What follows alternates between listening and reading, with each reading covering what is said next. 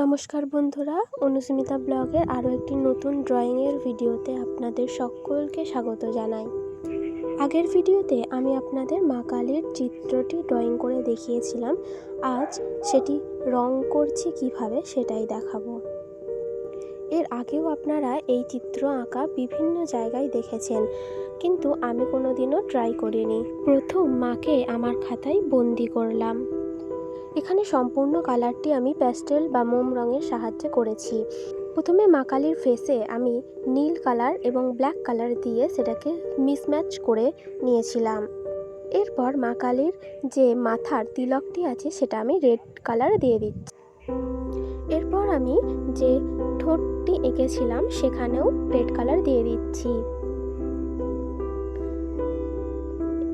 জিভের কালারটাও রেড হবে এখানে। মোম রং করার সময় আপনারা একটা জিনিস লক্ষ্য করবেন যে কালারটা মসৃণ দেখায় না, সেই জন্য আমাদেরকে অনেক সময় আঙুলের সাহায্যে বা অন্য কোনো পদ্ধতিতে সেটাকে মসৃণ করতে হয়। আমি এখানে মোম রংটি মসৃণ করার জন্য আমাদের যে বাচ্চাদের ইয়ারবাডসগুলো পাওয়া যায়, যেগুলোতে তুলো দেয়া থাকে, সেই ইয়ারবাডস ইউজ করেছি, যার জন্য রংটি ভীষণই স্মুথ এবং শাইনিং দেখাচ্ছে। এরপর মায়ের চোখ, ভ্রু ছাড়া অন্যান্য ছোট ছোট জিনিসগুলো করার জন্য আমি এখানে জল রংটাই ব্যবহার করছি।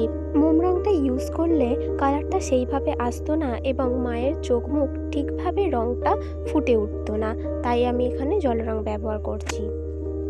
আর আমি এখানে যে ব্রাশটা ব্যবহার করেছি সেটি TZZZ নম্বরের। মায়ের চোখের মণিটা করার জন্য আমি এখানে রেড কালার ব্যবহার করেছি।